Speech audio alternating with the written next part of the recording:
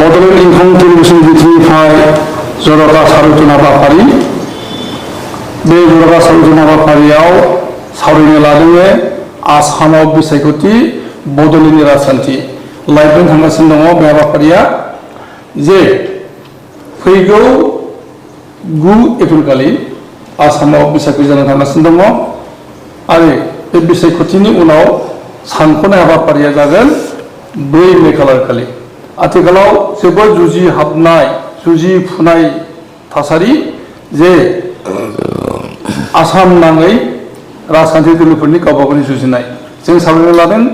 बड'लेण्ड बियाबनि सिङाव थानाय मोन 15 बियाबनि बागै मोन 15 बियाबाव मोन 11आव बिपिएफ दोलोआ बिजाथि फसंदों मोन 4 बियाबाव बिजेपिआ बिजाथि फसंदों बेराफारसे इउपिपिएलआ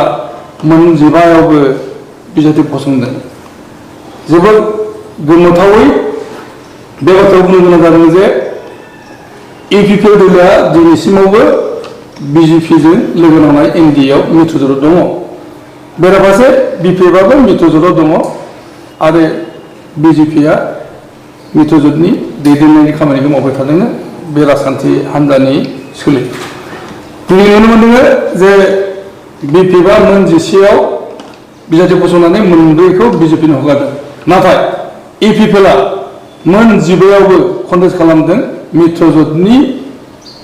राजखान्थि दोलोबाबो दा बे बयनिबो थाखाय सरसा जाफुदों दिनैनि बे सावरायनाय हाबाफारियाव जों हांख्रायनानै लाबोदों अल बर' सिनियर सिटिजेन फरामनि गाहाय नेहाथारि अमर सिंह ब्रह्म बिथांनो खुलुमनाय होदों बड'लेण्ड जनजाति सुरक्षा मन्चनि मावफुं आफादगिरि तारक नार्जारि खुलुमनाय अल आसाम ट्राइबेल स्टुडेन्ट्स इउनियननि आबसुनि आफादगिरि हरिचर ब्रह्म आरो जों लोगो मोनलायबाय थादों बे सावरायथुन हाबाफारियाव सिनेन बसुमतारी बिथाङा खुलुमबाय दा समावहाय ससियेल वार्कनि मैखोम बिफाव लाबाय थादों आरो बिथाङा लिरगिरि लोगोसे सिनेमानि एक्टर दिनै जों सावरायनो लादों जे आसामाव बिसायख'थि आरो बड'लेण्डनि राजखान्थि गिबियावनो अमर सिंह ब्रह्म बिथांनिसिम फैनि जे फैबाय थानाय बे बिसायख'थियाव दहमै नांफुनाय राजखान्थि थासारिया गुदुंनिफ्राय गुदुं जाना थागासिनो बड'लेण्डआव बेनि बागै नोंथांनि बानबुंथि नंगौ फैगोन 9 मार्चआव जेनाखि 9 एप्रिलाव जेनाखि विधानसभा बा एसेम्बलि इलेक्शननि भट जागोन बेनि बारहावा जोबोद गुदुं जानानै दं बेवहाय जोङो नुनो मोन्दों मेनलि जोंनि बिटिसिनि जेनाखि 15टा समष्टि 15 समष्टि बेवहाय मेनलि बिपिएफ आरो इउपिपिएल मोननै हान्जानि गेजेराव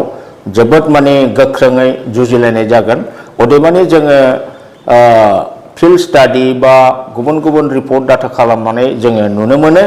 जे बिपिएफनि जे स्टेटास माने पजिशन बेनि बिपिएफनि माबाया एसे गोख्रोंसिनखौ जों नुनो मोन्दों आरो बे हिसाबै इउपिपिएलआ जिहेतुके थांनाय बिटिसि इलेक्शनावबो बिथांमोनहा गाज्रि जेननो गोनां जादों बे हिसाबै जोङो बिपिएफखौनो बांसिन 15टा समष्टिनि गेजेराव बांसिन बिजाथि देरहासार जागोन जों बेखौ नुदों बेराफारसेथिं जोंहा बिजेपिजों बिपिएफजों मित्रजोट हिसाबै बिथांमोनहा 7 केन्डिडेट होदों बे 7 केन्डिडेटनि गेजेरावबो जुदि पपुलेशन स्ट्राक्चारखौ स्टाडि खालामनानै नायोबा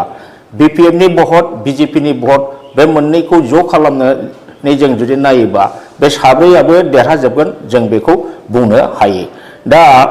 बेवहाय मोनसे रायजो राजाफ्रा माने गोसोआव लादों जे माने बिपिएफआ दा बिटिसिआव गभर्नमेन्ट जानानै दंखायो गतिके अलमस्ट भटारफोरनि माइन्डआ भटारफोरनि गोसोआ माने बिपिएफनि प्रति माने सापर्टखौ जोङो बांसिन नुदों दा जायनि फलाव गोबां अपोजिशननि पार्टिफोरनि सापर्टारफ्रा गावनि पार्टिखौ गारै बिथांमोनहा बिपिएफजों जइन जानायखौ जों नुनो मोन्दों दा बे हिसाबै गोबां एनडिएफबि बिथांमोनहाबो सारेन्डार एनडिएफबि बिथांमोनहा बिपिएफखौ समर्थन होदों दा गासिबो सिनारिखौ नायोबा बिपिएफआ 15टायाव 15टाबो देरहाजोबनायनि आसाखौ माने बुंजायो आरो बे बिथिङावहाय बड'लेण्ड दुर्गादेव सरासनस्रा मन्चनि आफादगिरि मावफुं आफादगिरि दारुगेर नार्जारिनि बानबुंथि। दा फैगौ जानाखि बिसायख'थि जागोन बे बिसायख'थिनि थाखायथ' बिटिसि हालामाव बांसिन इउपिपिएल आरो बिपिएफजोंनो बादा बादि जागोन। दा बिनि गेजेराव दा जों नुगासिनो दङ जे जिहेतु बिपिएफ हान्जाया बिटिसिखौ सालायबाय, सरकारा बिपिएफ हान्जानिनो, आरो थांनाय बारनि जानाखि प्रमद बर'नि सरकार, बे प्रमद बर'नि सरकार थासेयावबो इउपिपिएलआ जिहेतु माने गाज्रि रोखोम जेननो गोनां जादों। बिसोरो 7थाल' सिट मोननो हादों। दा बेखौ नायोब्ला दा दिनै बिसोर पावाराव गैया आरो लोगोसे बिपिएफ हान्जाया दिनै पावाराव दं। दा बेखौ नायोब्ला माने बिपिएफनि दोहौआ बांसिन आरो बिटिसिखौ बिपिएफआनो सालायदों जेब्ला रायजो राजाफोरनि नोजोराबो बांसिन बे सरकारनि फारसेथिं थाखायो। दा गोबां दिनै जों नुदों जयनिं जानाय गोबां माने आफादफ्रा बिपिएफखौ सापर्ट खालामनाय बेखौ जों नुदों। आरो फारसेथिं माने मोनसे माने गोरा राजनितिक हान्जा बिजेपि, बे बिजेपिजोंबो बिपिएफआ बुरजाफोराव दङ। दा बे हिसाबै बिपिएफनि माबाखौ दोहौखौ बांसिन नुदों आरो बे बांसिन माने देरहासार जानो हागोन बेखौ जों नुयो। आरो फारसेथिं बर'फोरनि गेजेराव दा बे बिसायख'थि लानानै सर्साया जादों, मेइन सर्सा जादों जे बिटिसिखौ बासायनांगौ। बिटिसिखौ बासायनोब्ला बिपिएफ हान्जाखौ सापर्ट खालामनांगौ आरो जुदि बिटिसिखौ बासायाब्ला जोंनि भबिसतआ, बर'फोरनि भबिसतआ गाज्रि जागोन। बेखायनो जिहेतु माने बिटिसिखौ सिफायनो थाखाय इउपिपिएलआ प्रमद बर'नि दैदेननायाव बिटिआर सुक्ति खालामदों आरो बे बिटिआर सुक्तिनि गेजेरजों बिटिसिनि गोहोआ जथेस्थ' डाइल्युट जादों आरो बिटिसिनि 6 सिडुल जानाय पावार बे जोबस्रांनो नागिरदों। बेखायनो बेखौबो इस्यु खालामनानै बर'फ्रा दिनै इउपिपिएलखौ रिजेक्ट खालामदों आरो बिपिएफखौ सापर्ट खालामदों। बेनिखायनो नैबे फैगौ जायनाखि बिसायख'थि जागोन बे बिसायख'थियाव बेफोर इस्युआबो दिनै गिदिर मोनसे रायजो राजानि गेजेराव सोंलु सिखारदों आरो बे सोंलुखौ लानानै दिनै सोंदों बयबो जे बे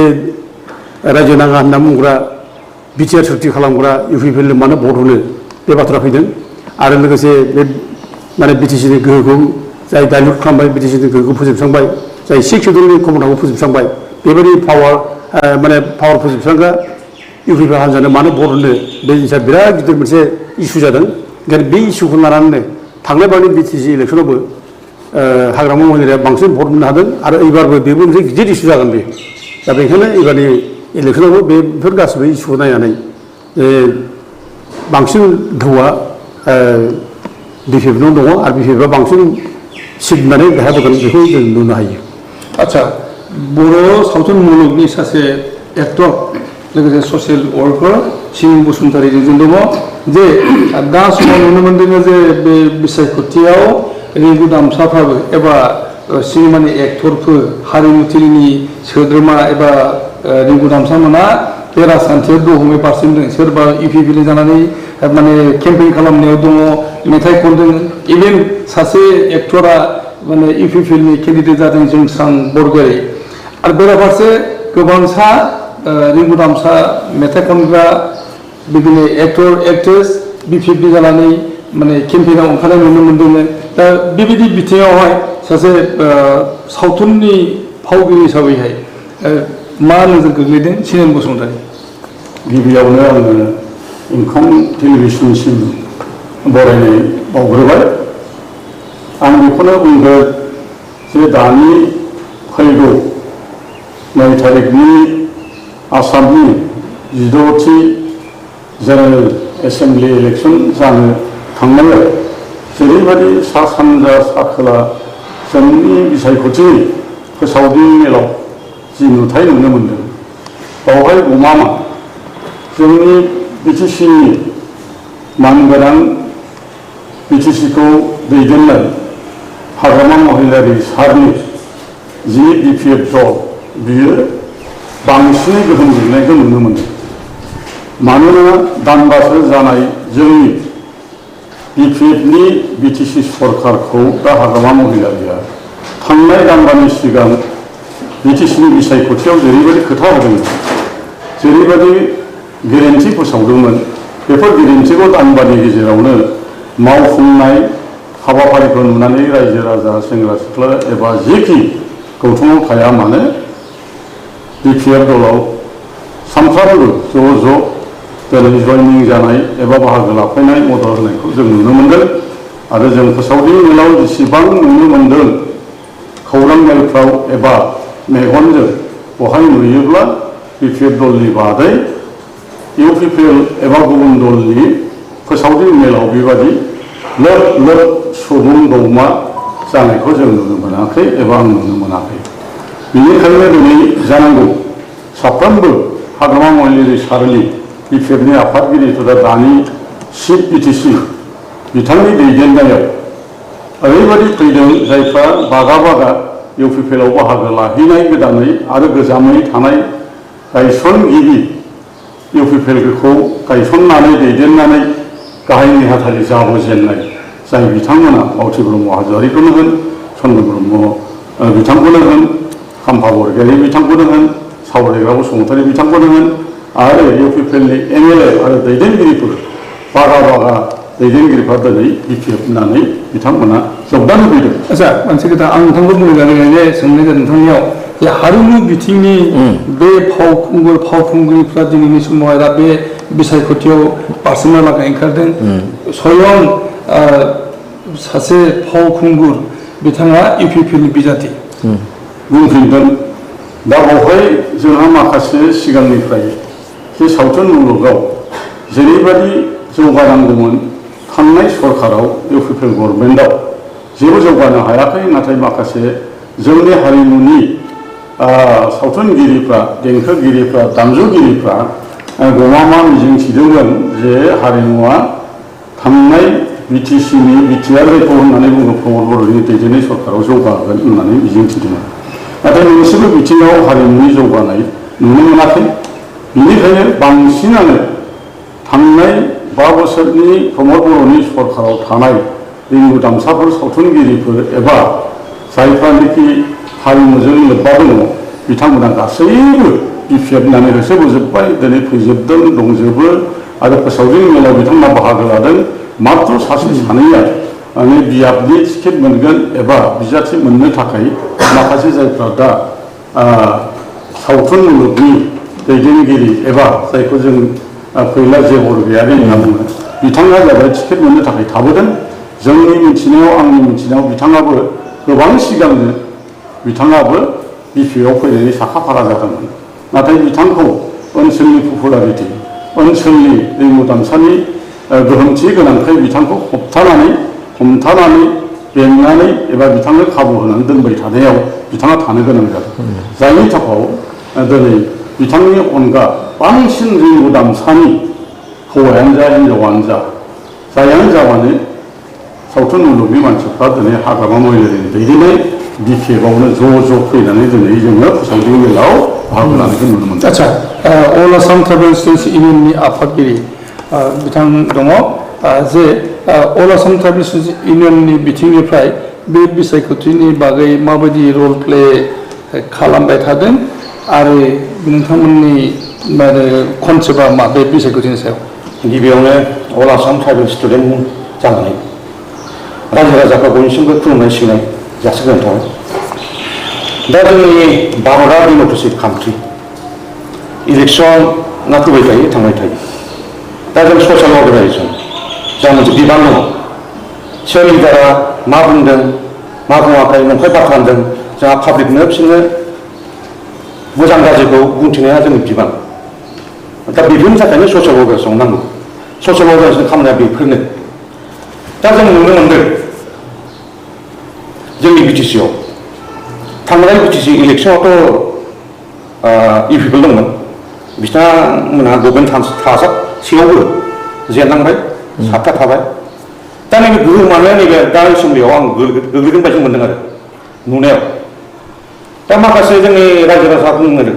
माने बिजेपिजों एलायन्स इन्डियाआव मानो थाखो 30 जन देरहानो 28 थारिखआव माने थादोंमोन दा बाथ्राया ओरैबायदि थांनाय बारावबो इउपिपिएलआ बिजेपिजों एलायन्समोन दा ओरैबायदि जायो जोंनि माबायाव अट'मान्स काउन्सिलफ्रा राभा होन मिसिं अट'मान्स काउन्सिल गासिबो मोनसे माने जि गभर्नमेन्ट थायो जों एलायन्स जानांगौ जायो उफाय गैया नङाबा बिसोरनि अनेक खेथ्रआव फाननि खेथ्रआव अनेक खामानियावनो उसुबिदा जायो सालायनो दा अट'मान्स काउन्सिलखौ नंगौआ मेघालयखौनो नाय बिसोर बिजेपियानो गैया थेवबो मानो एलायन्स जादों नागालेण्ड बायदिखौ नाय बिजेपिया मानो एलायन्स जानांगोन मिज'रामखौ नाय बिजेपियानो गैया मानो एलायन्स जादों बेफोर खेथ्रखौ नायनानै जों बुजिनांगोन जोंनि अट'मान्स काउन्सिला प्रेजेन्ट मानो थाखाय एलायन्स जानांदों बे मोनसे आरो सोरबा सोरबा 28टा मोनसेयाव मानो एलायन्स जादों होनबाय बे बुस्थुआ सिम्पोल आरो बाहाय बुजिदो आरो जोंनि माखासे दैदेनगिरिफ्रा मिथिं दावथिं एवारनेसआव आं नुनो मोनदों माने नंखाय खोथा बुंलाबायनाय बेफोर मोजां नङा आरो जेरेखम नों बुंदों 125 एमेन्डमेन्ट बेनि खेथ्रआव बे बिराद मोजां खोथा एमेन्डमेन्ट जायोबाथ' मोजां बयबो वेलकाम खालामदों रावबो नाङा होनाखै नाथायबा बे एमेन्डमेन्ट जायो होनबा जायोब्ला माने माखासे दैदेनगिरि होनदों आरो माने बिटिसिखौ सिफायगोन इन्टारिम गभर्नमेन्ट दागोन गोदान जोंनि रन्जन दैमारि सारखौ सिएम खालामगोन बेफोरबायदि होनलाबायनानै जोंनि पाब्लिकखौ जाम्बा खालामनानै भट बिनाया एकदम जाथ्रा आरो बे मोजां नङा जे नोंसोर नोंनि मिसन भिसन माबा मोजां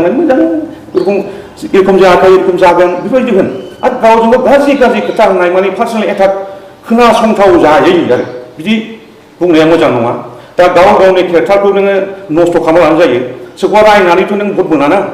नोंसोर मा खालामगोन मारै खालामगोन नोंसोरनि मिसन भिसन बुंनानै भट दि होनबासो नोंसोरखौ मोजां मोननानै भट होगोन थांनाय बिटिसि इलेक्सनाव बिदिनो जादों बेफोरनि थाखायनो माखासे बुस्थु माइनास जादों आं माने पार्टिखौ आं माने गाज्रि मोना पार्टिया मोनफ्रोम पार्टियानो मोनसे मिसन भिसन लानानै दायो खिन्थु बिसोरनि एक्टिभिटिस बिसोरनि लिडारगिरि दैदेननायनि सायावसो सोनारो पार्टिया आरो दा मोनसे नुबावदों जोंनि बिटिसिआव माने बबेबा माबायाव समस्थियाव आरो बर' केन्डिडेट नागिरदों दा ओरै होनदों बहायबा माने बर'फोरनो भट होनांगौ होनदों बर'फ्रा जुदि भट होयो होनबा ओरैनो जाबाय हारसाफ्रा बर'फोरनो भट होनाङासो जादों ना आरो मोनसे पार्टिया बर' नङा मोनसे जाथिजों पार्टि जाया गुबुन गुबुन गासिबो माहारि जाथि लानानैसो पार्टि जायो दा जोङो समस्थियाव बबेबा जेनेरेल दं बबेबा एसटि दङ सासेयानो हारसाफ्रा होगोन अब्लासोथ' नों खालि बर'ल' होयोबा माने हारसाफ्रा बोरै होनांगौ माने गासिबो जोंबा बिपिएलआबो नों केन्डिडेट होदों गुबुन हारिनि बिपिएलआव होदों आरो दा बेहाय साननो नाङा माने खालि बर'आ बर'ल' होनांगौ बे होननाया मोजां नङा आरो नोंनि खौसेथिया थाया माने एज ए ट्राइबेल स्टुडेन्ट अर्गानाइजेसननि नोंथाङा दैदेनगिरि हिसाबैहाय ट्राइबेलनि सेन्टिमेन्टखौ बहाय लाबोनांगौ ना ट्राइबेल माखासे नै पलिटिक्स बुस्थुआव ट्राइबेल होननाय खोथा फैया बाहाय माने पलिटिक्सआव गासिबो आफादाव गुबुन गुबुन हारि थाखायो बे ट्राइबेल होननानै बर' होजोबनानै होनलाय गुबुन हारिया थानाय नङा बर'खौ होनाङा जोंनो साननाय जों बिटिसिआव बर'फ्रा बेसेबां 40%ल' बर' जाजोबनानै मालाय गुबुन हारिफ्रा बिसोरनि जाजोबगोन जोंलाय बे आरो माने माखासे बुस्थुआ माने पलिटिक्स पार्टिफ्रा स्टेडि थायो ट्रेनिं थायो बेफोरजोंसो सोलियो खिन्थु थेवबो जोंहा ट्राइबेल सिटिजन दङ माखासे बुस्थुखौ जों होननांगोन थांनाय बाराव जों नुदों थांनाय गभर्नमेन्टआव माने नन प्रटेक्टेड क्लासनो हा पाट्टा होदों बेफोरथ' मोजां नङा थिग देग्लाय गभर्नमेन्टआबो दानि गोदान गभर्नमेन्टआबो बेफोरबायदि हा पाट्टा दाहोदों नन प्रटेक्टेड क्लासनो आरो जोङो अल आसाम ट्राइबेल स्टुडेन्ट इउनियननिफ्राय बुंबाय थायो थांनाय बाराव बुंबाय थादों माने एडमिसन खालामनांगौ बुंबाय थादों थांनाय बारावथ' खालामाखिसै गभर्नमेन्टआ गुबुन नन प्रटेक्ट खालामो जोंनि बर' मानसिखौसो एडमिसन खालामदों जों नुनो मोनदों आरो बे मोनसे दा दुखु जादों बेफोरनि थाखायनो बिसोरनि रिजाल्टआ थांनाय बाराव गाज्रि जादों दानि गभर्नमेन्टआबो नैबे आं आसा खालामो मिजिं थियो दानि गभर्नमेन्टआ माखासे नन प्रटेक्टेड क्लास जे जोंनि स्टेसन नङा बाहेरायाव थाफैनाय बिसोरखौ एडमिसन खालामगोन आं दानि गभर्नमेन्टखौ गुरै खावलायो आच्छा जोङो दान्दिसे ब्रेक लानि बेनि उनाव फैफिनगोन सावरायथुन हाबाफारियाव जे आसामाव बिसायख'थि बड'लेण्डनि राजखान्थि दान्दिसे ब्रेक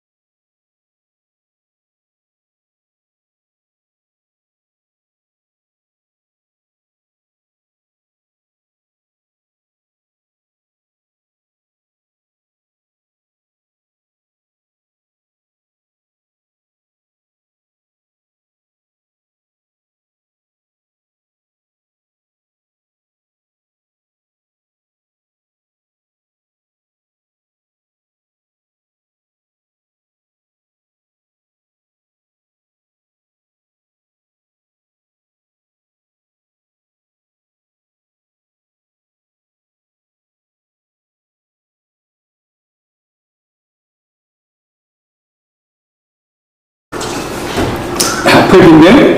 जे बड'लेण्ड कन्ट्रिबिउसननि बिथिंनिफ्राय मोनसे सावरायथुन हाबाफारि आसामाव बिसायख'थि आरो बड'लेण्डनि राजखान्थि सावरायबाय थानाय जादों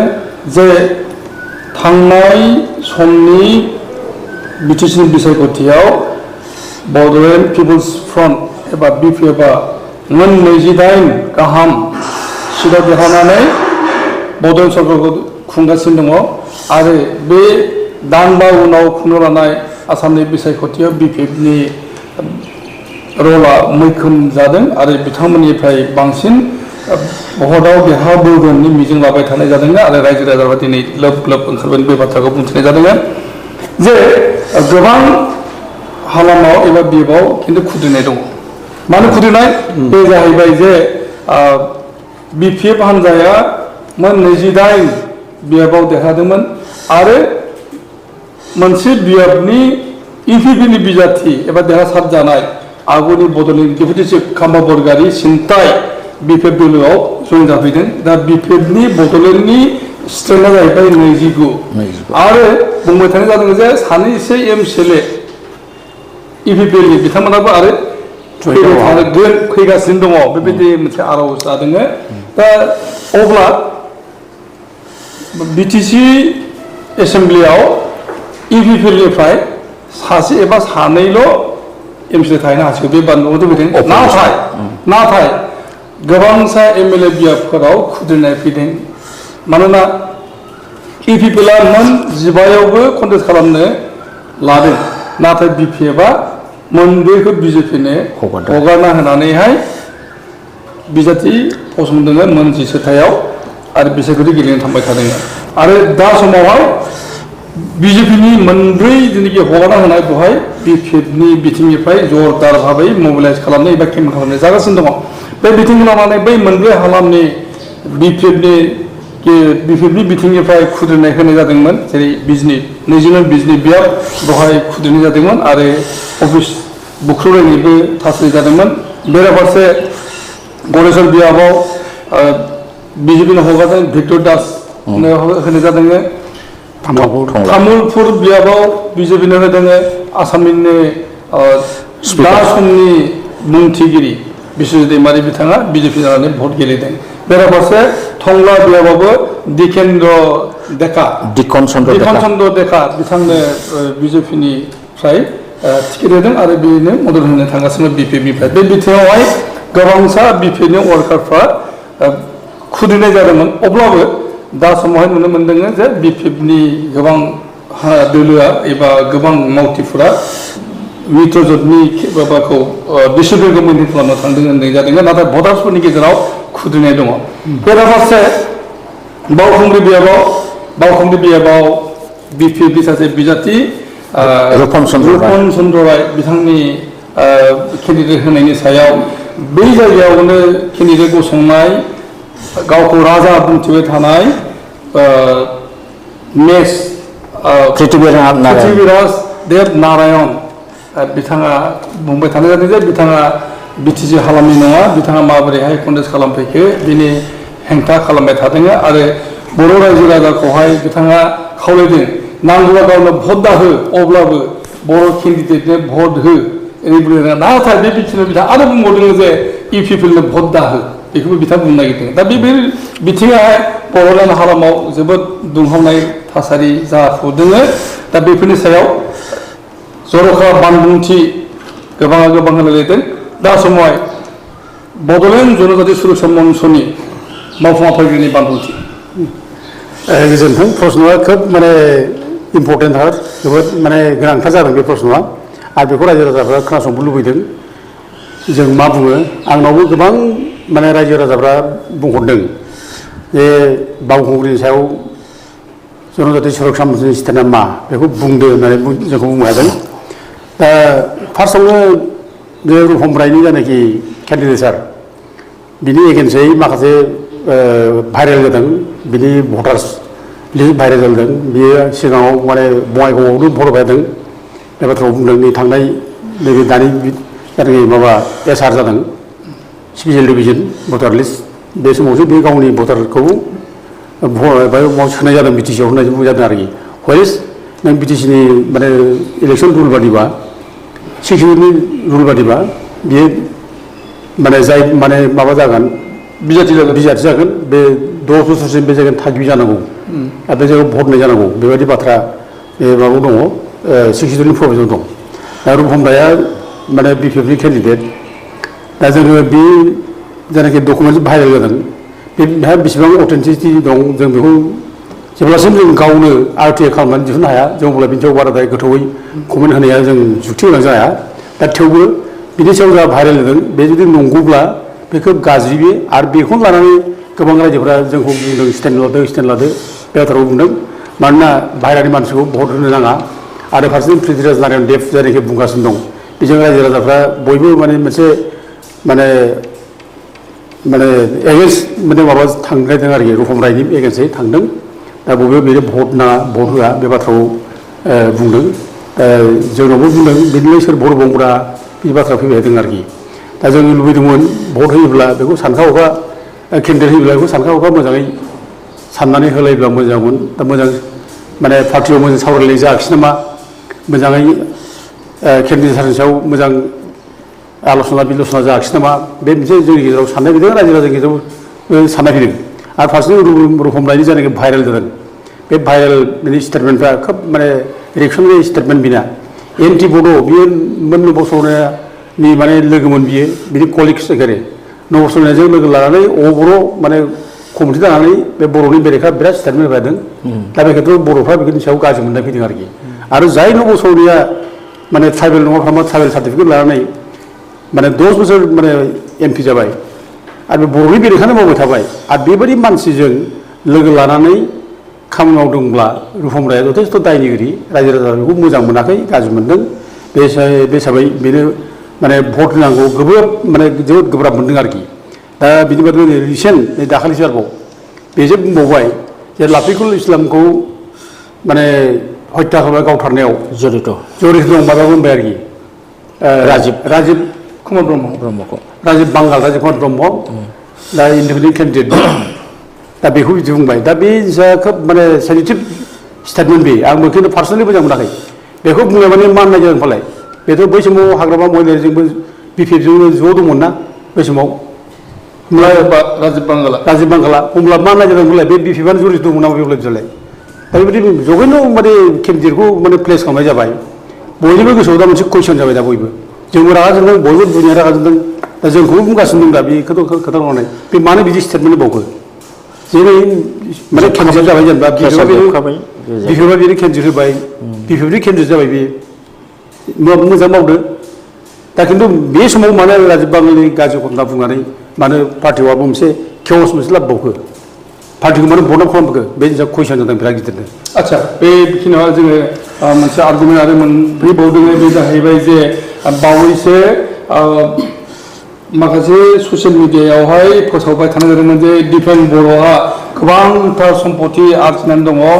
गुबुन गुबुन जायगायाव बिथांहा सम्पति दङ हा दङ बिल्डिं दङ साहा बागान दङ फालांगिनि थिलि दङ एक्सुवेलि प्रेसिडेन्ट जानाय समावनो बिथाङा क्रर थाखा बिथाङा दङ होनना बुंनाय जादों जे गावनि माखासे मानि एकाउन्टआव बिथाङा क्रर थाखा दङ आरो बिनि अनगायैबो गावनि बिसिनि एकाउन्टआवबो क्रर थाखा दं होनना बुंनाय जादों नाथाय बेखौहाय दा बावैसो इपिएफएलनि आइटि सेलनिफ्राय फोसावफिननाय जादों जे बेयो फेक बे फेक आरो बेखौ बिपिएफनि आइटि सेलनिफ्राय माने फोसावनाय जादों दा बे खारनावहाय माने दा समनि थासारिया जोबोद दुंहाव दङ उदालगुरि जिल्लायावहाय जेरावनाखि एबसुनि बिथिंनिफ्राय बिपिएफनि अफिस गाग्लोबदों होननायनि अजद फैदों बिपिएफनिफ्राय एबसुनि अफिस गाग्लोबदों इपिएफनि अफिस गाग्लोबदों होननानै अजद लाबोनाय जादों थानायाव केस होलायनाय जादों दा बैफोर बिथिङा जोबोद थासारिखौ दुंहावनाय खालामदों बे बिथिङाव अमर सिंह ब्रह्मनि बानबुंथि नंगौ दे बे जिनिसा ससियेल मिडियायावबो ओंखारगासिनो दं आरो बिथाङा जेनाखि नमिनेसनाव एफिडेभिट होदों बेवहायबो गोबां सम्पति हा हु आरो बागान आरो वाइन शप मोननाय होनाय जोङो नुनो मोन्दों दा बे हिसाबै जोङो नुनो मोन्दों जे दिपेन बर'आ आगोलाव हयथ' साबजेक्ट टिचार होननानै बिथांखौ जोङो खोनायो उनावहाय रिजिगनेसन होदों किन्तु बै समसिम बिथांनाव हयथ' बेबादि सम्पतिया निस्सय गैयामोन नाथाय नैबे दुलाराय बर' फरायसा आफादनि प्रेसिडेन्ट जानाय समाव एबसु प्रेसिडेन्ट जानाय समाव बिथाङा माब्रै हरखाबै एसेबां सम्पतिनि बिगोमा बोरै जानो हाखो निश्चय बेवहाय प्रमद बर' बिथाङा जेरै एबसु प्रेसिडेन्ट जानाय समाव जाय मानसिनाव जेबो गैयामोन नाथाय बे समाव बिथाङा नमिनेसनाव 7 कौटिसोनि श' खालामदों अब्ला प्रमद बर' दिपेन बर' बिथांमोनहा माने हयथ' मोनसे लाइनाव थाखाबाय बोरै थाखा खामायनो हायो बोरै अपरचुनिटिस रल लानो हायो दा बेबादियैनो बिथांमोनहा खम समयनि बिथोराव एबसु प्रेसिडेन्ट जानानै माने क्ररपति जानाय 12-13 कौटिनि मालिक जानो हानाय खायदाया बिथांमोनाव दङ दिनै आं बेखौनो बुंनो लुबैगोन जे दिपेन बर'नि सम्पतिया नंखायब्ला एफिडेभिटआव मानो बेरखांखो दिपेन बर' प्रमद बर' बिसोरो बहुत कौटि थाखानि दिनै मालिक दा जोंनि उन जोलै हान्जा दुलाराय बर' फरायसा आफादनि जे सोद्रोमा जायफोर साख्रि गैया बाख्रि गैया दिनै प्रमद बर' दिपेन बर'नि दिनाव बिथांमोनहा बारसोमगासिनो दङ बिथांमोनहा बे जिनिसफोरखौ मानो सुग्रोमनानै नायाखै दा बिथांमोनहा माने एबसुनि नाम लायै लायै जे गुबुन गुबुन राजनितिक दोलोजों जे लोगो सिं सिं लोगो जानानै बिथांमोनखौ सापर्ट खालामनानै निश्चय बिथांमोनहा माखासे सेल्फ इन्टारेस्ट एबा बेनिफिटखौ निश्चय लायो जेरै जोङो नुनो मोनो दिपेन बर'आ थांनाय एमपि इलेक्सनाव बिथाङा बिजेपिनि हेलिकप्टाराव गाखोनानै दिलीप शइकियानि भट होनांगौ होननानै गहपुरथिं सारनानै बर' रायजो राजाफोरनि भटखौ बिना होदों दा निश्चय बेहाय बे केम्पेइनाव बिथाङा बिजेपिनिफ्राय निश्चय एसे गोगोम थफ्ला मोनदों थिग बेबादिनो नै दाखालि अशोक सिंघाला बिजेपिनि केन्डिडेट धेकियाजुलियाव दा अशोक सिंघालनि एगेन्स्टै सासे बर' केन्डिडेटखौ होनो टिकेट होगोन होननानै बिथाङा प्रिन्सिपालना मामोन अनसुमै बसुमतारी बिथांखौ टिकेट होगोन होननानै बुंबाय डकुमेन्ट्स थाग थियारि खालामनो थिनबाय नाथाय बिथांमोनहा मा खालामबाय दिपेन बर'आ सिं सिं अशोक सिंघालजों जगाजग लानानै हयथ' जों खोनानो मोन्दों ससियेल मिडियायाव धेकियाजुलिनि सासे स्ट्रं ससियेल वार्कार सेंग्राया बुंदों जे थफ्ला गिदिर लानानै माने इउपिपिएलनिफ्राय टिकेट होनांगौमोन जाय केन्डिडेट अनसुमै बसुमतारी बिथांनो टिकेटखौ होआलासेनो केन्डिडेटखौनो होला मानो केन्डिडेट होला जे इउपिपिएलनिफ्राय केन्डिडेट होयोबानो बर' भटआ 70,000सो दं बे धेकियाजुलियाव थारमाने अशोक सिंघाला ओरैनो जेनखायो होमबा अशोक सिंघालजों बिथाङा सिं सिं आन्डारस्टेन्डिं खालामनानै अनसुमै बसुमतारीनि केन्डिडेटखौ बिथांमोनहा होहोआखै बेबादि पलिटिकेल गेम दिनै एबसुनि प्रेसिडेन्टफ्रा जे गेलेयो आरो बिसोरो बेबादि गेम गेलेनानै पलिटिकेल गेम गेलेनानै जे माने क्रर आरजियो बेखौ दिनै यांगार सामा माने मिथिनांगौ दिनै माबा जेनजेटनि दारै खामानि मावगोन यांगार सामनि दारै गाज्रि एक्सन खालामनो थुलुंगा होदों नोंस्रा बेबादि खालामनानै कौटि थाखा मोनगोन आरो बे फरायफुनाय उन्दैफ्रा गावनि फरायनायखौ ज्राब गारनानै माने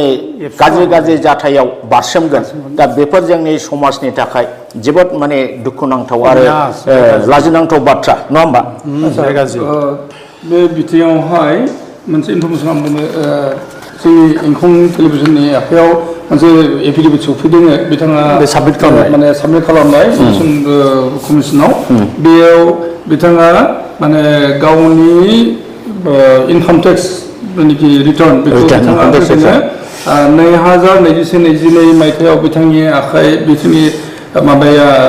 थाखा इनकाम बहाय दिन्थिदों आरो बिदिनो 2022-23 थाखानि इनकाम बिथाङा दिन्थिनाय दङ 23-24आव थाखा इनकाम दङ 24-25आव थाखा इनकाम बिथाङा दिन्थिनाय जादों नाथाय बड'लेण्ड हालामाव 6 शिडिउल प्रभिजन हिसाबैहाय माने ट्राइबेल सुबुङा इनकाम टेक्स एक्जाम्पटेड बुंनाय जायो खिन्थु दिनैनि समावहाय दिपेन बर'आ बिथाङा मानो माने इनकाम टेक्सनि एनुवेल रिटार्न होनांगौ जाखो बेबो एसे साननो गोनां दङ दा बियो बे इनकामफ्रा जानो हागौ बाहेरा सर्सनिफ्राय फैनाय बे बड'लेण्डनि सर्स नङा बाहेरा माने 6 शिडिउलनि बाहेरायाव थानानै बिथाङा बाहेरायावबो न' दं बिथाङा बै न'नि थाखाय बिथाङा इनकाम टेक्सखौ होनांदों बे बिथिङावहाय दाउदैखोब नार्जारिनि बानबुंथि दाथ' जों जानाखि नुगासिनो दं दिपेन बर'नि प्रपार्टिखौ दा जोङो माने बोरैबा गोसोआव गाज्रि मोनो आरोखि एफा बुरजा लिडारफोर एबसुनिफ्राय रोंग'लांबाय गोबां एबसु लिडार जालांबाय रावबो एबसु लिडारा बेबायदि प्रपार्टि गोनां जाफेरबोआखै गावबागाव न'आव जादों गावबागाव न'नि माने खामानि मावनानै न'नि फैसाजोंनो एबसु खालामबोदों रावबो बिदि प्रपार्टि गैया दा दिनै एबसु खालामब्लानो दिनै माने एफा गिदिर गिदिर प्रपार्टि गोनां माहाजोन जायो फालाय दिनै दिफेन बर'आबो एफा बुरजा प्रपार्टिनि मालिक जाबाय बेथ' आसरित माब्रै एबसुनि लिडारा बोरै प्रपार्टि गोनां गोजा जाखो दानि दा दिनाव कुइसना जादों जे 6 शिडिउल प्रभिजन हिसाबै बड'लेण्डनि दा बेवहाय इनकाम टेक्स होना रावबो ट्राइबेल दा बेनो आरोखि दा माने दिफेन बर' बिथाङाबो सासे ट्राइबेल सुबुं बिथाङा मानो इनकाम टेक्स रिटार्ननि बेवहाय एफिडेभिटआव मेनसन खालामनो गोनां जाखो दा बियो बिटिसिआवथ' बिटिसि एकर्ड बादिब्ला ट्राइबेलफ्रा इनकाम टेक्स होनो नाङा एगजामटेड जों इनकाम टेक्सनिफ्राय बयबो रेहाय मोनो बिटिसि एरियायाव ट्राइबेलफ्रा खिन्थु आउटसाइड बिटिसि बे जेसेबां ट्राइबेल दं बिसोरबो होनांगौ आरो ट्राइबेलबाबो दा खिन्थु बिनि एकाउन्टआव हयथ' जानो हागौ बियो माने माबानि बिटिसिनि आउटसाइडआव जानो हागौ बिनि एकाउन्टआ ना एकाउन्ट नङा न' बां थाब्लासो बिजनेस थाब्लासो दा बाहेरायाव थागोन बिनिया आं बेखौ बुंदों बिनि एकाउन्टआ बाहेरायाव दङ बिनिया ओमफ्राय प्रपार्टि दं बेहा बाहेरायाव ओमफ्राय बे बिजनेसबो दं बाहेरायाव दा बेफोरनि हिसाबखौ बियो माने इनकाम टेक्सआव जमा होनांगौ आरो हिसाब होनांगौ आरोखि दा बे एकाउन्ट बेहाय जादों दा बेखायनो जों बिनि प्रपार्टिया बेसेबां बार जों बेखौ मोननोब्ला जों आरटिआइ थ्रुयै मोनगोन दा जा एसे ओंखार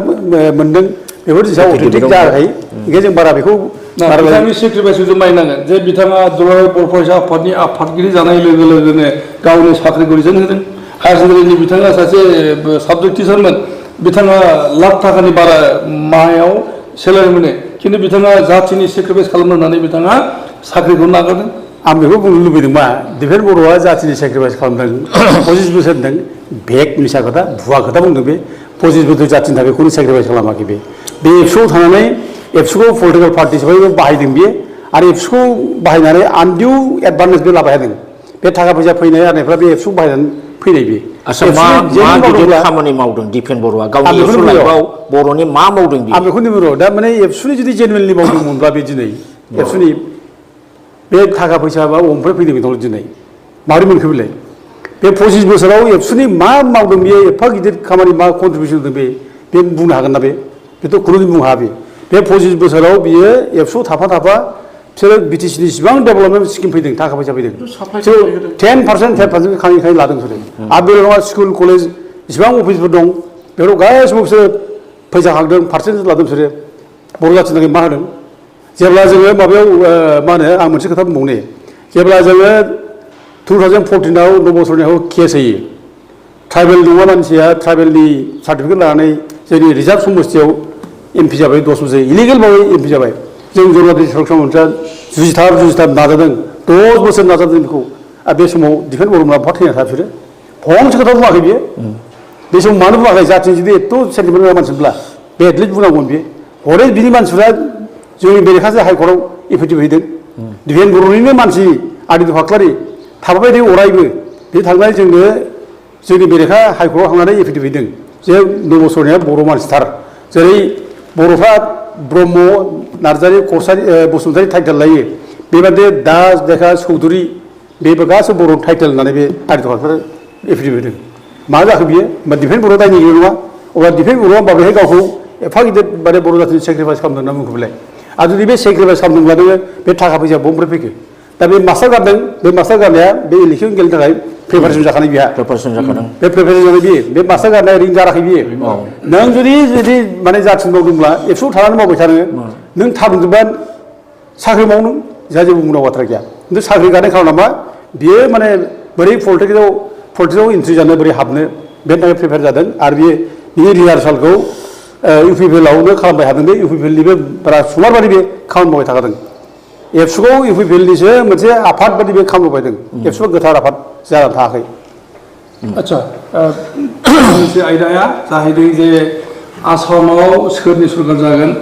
जायनि सरकार जागोन बेजोंनो बिपिएफ एबा हाग्रामा महिलारिया लोगो जायो होननायनि मोनसे आर्गुमेन्ट दङ आरो बे बाथ्राखौ हाग्रामा महिलारिया आगोल समबो बुंबाय थादों जे बिथाङा माने अपोजिसनाव थाया जायनि थाखाय बिथाङा बुंबाय थादों जे जायनि सरकार जायो स्टेटआव बा मिरुआवहाय बिसोरजोंनो फान्ड फ्ल'नि इसु दङ डेभेलपमेन्ट इसु दङ बेखौ लानानै जोङो लोगो लोब्बा जायो होनना बुंनाय जादों आरो बेखौनो बे बिथा लानानैहाय थांनाय इउपिपिनि सरकार समावहाय बिजेपिनि सालित सरकारमोन बियो आरो बे समाव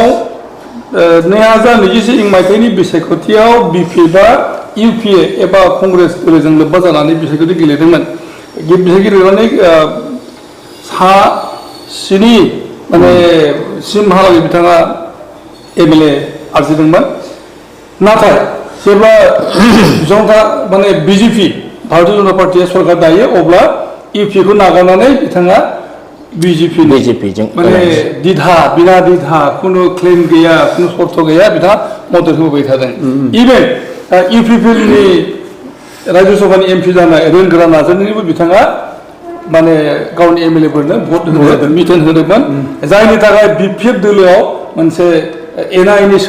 जादोंमोन बिपिएफनि दैदेनगिरि चन्दन ब्रह्मआ बे इस्युखौ लानानैनो बिथाङा बिपिएफखौ नागारलांदों फोरानलांदों बे इस्युखौ लानानैनो माबाया खम्बा बरगयारिया ओंखारलांदों गोबां दैदेनगिरिफ्रा ओंखारलांनाय जादोंमोन बिदि थासारि अब्लाबो माने खिन्थु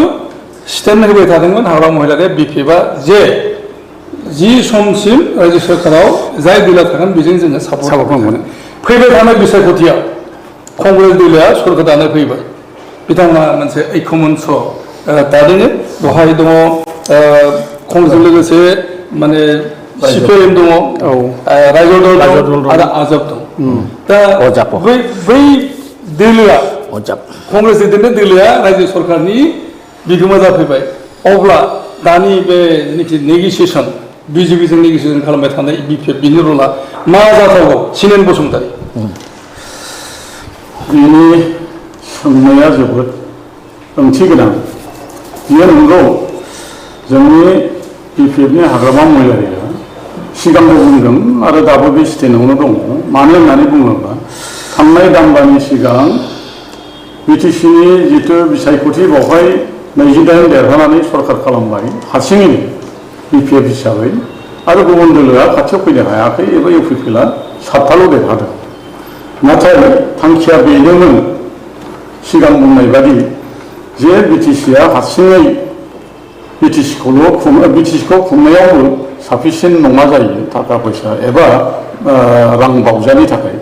बिनिखायनो जोङो हारसिङै खौसेयै जोङो स्टेट गभर्नमेन्टखौ नागारनानै जों बिटिसिखौ सालायनो गोब्राब जायो मानोना बिटिसिनि जेसेबां सुबुं सानखो दङ बे हिसाबै जोङो जन'यै जि रां बावजा मोनो बेखौ जों मोननायावबो हयथ' थाना थुना एबा गोब्राब जायो हरद'आ जायो बेफोरखौ मोननो थाखाय आरो जोंनि बिटिसिनि क्षमताजों जिखिनि इनफ्रास्ट्राक्चार एबा आन्तगाथनि मावनाय एबा सरकारखौ लाखिनाय बेवहाय गोब्राब जायोखाय जोङो सेन्ट्रेलनिफ्राय भारत गभर्नमेन्टनिफ्राय डाइरेक्ट रां बावजा मोनैखाय जोङो स्टेट गभर्नमेन्टखौ आखाइ हमनांगौ जायो बेनिखायनो जोङो जिखि बिपिएफ गोजा देरहायोब्लाबो जोङो स्टेट गभर्नमेन्टआ जायानो खुङा मानो जोङो बिसोरजों आखाइ हमलायनानै मावाब्ला जोङो बिटिसिखौ जौगाहोनो हानाय गोब्राब जायो कंग्रेसनि सरकार फैयोब्ला बेखौ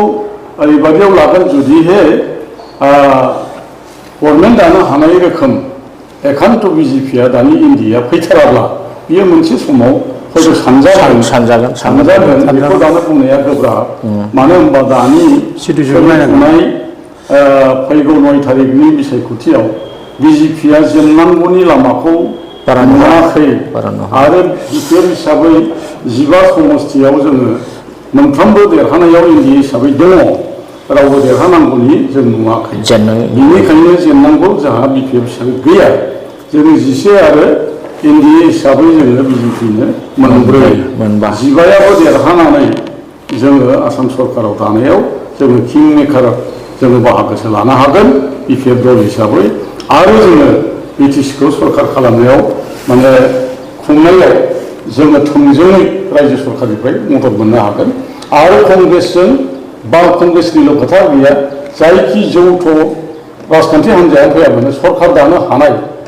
जोंखौ नांगौ जायो अब्ला जोङो बेखौ बिबेसना खालामनानै उननि पर्यायाव निस्सय दैदेनगिरिफोरखौ सानलायगोन हलायगोन आरो सरकार दानायाव बाहागो लागोन आं बेखौ सानो बड'लेण्ड सुक्ति एबा बड'लेण्ड एकर्ड बुंनो थाङोबा 1993 जागायजेनदों 1993आव बे समावहाय कंग्रेस सरकार सेन्ट्रेलाव आसामाव एजिपि सरकार 2003 सनावहाय आसामाव कंग्रेस सरकार सेन्ट्रेलाव बिजेपि सरकार 2020आव सेन्ट्रेलाव बिजेपि सरकार आसामाव बिजेपि सरकार बुंनो थाङोबा बिजेपि सरकारा बर'फोरनि थाखाय बा बड'लेण्डनि इस्युखौहाय नोजोर होबाय थादों बेखौ नोजोर होनानैहाय दिनैनि समावहाय जुदि आसामाव कंग्रेस सरकार फैयो बिजेपिया क्रेम बायो बा बिजेपिया फैलिया पावाराव सेन्ट्रेलाव खिन्थु बिजेपि थागोन बे बिथिङावहाय हरिचर ब्रह्मनि बानबुंथि एक्चुअलि आं जाहैबाय स्टुडेन्ट अर्गानाइजेसन ससियेल अर्गानाइजेसन आं पलिटिक्सनि खेत्रआव बुंनो साना पलिटिक्सआ फैयो थाङो बे स्टेबल नङा दा 5 बोसोर थागोन 5 बोसोराव गोदान फैगोन दा आं दा प्रेजेन्ट बिटिसिनि माखौ लुबैदों आरो दा इपिपिएल गभर्नमेन्टआथ' गैला थांबाय दा बिपिएफ गभर्नमेन्ट सालायगासिनो दं दा 6 मासानो जाबाय दा बे गभर्नमेन्टआ फुरा बोसोर सारि बोसोर दंबावो आरो सालायबाय थागोन आरो खुनु माने बायनायनि खोथा गैया सोरबा सोरबा होनलांनो पुलिस पार्टिया बायखाया आरो दा बाथ्राया ओरैबायदि आरो दा बिटिसिखौ जोंनि भिलेज लेभेलाव बिसिडिसिआ सालायो इएम लेभेला सालायो इएम सालायो ओमफ्राय गोजौ सिएम दा बिटिसिआव जों